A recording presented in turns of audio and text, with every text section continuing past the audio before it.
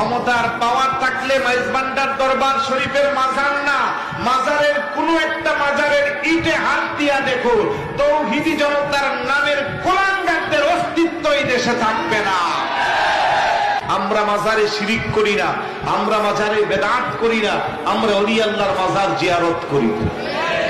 জিয়ারত করা রাসূলে পাকের সুন্নাত। কথা বলেন।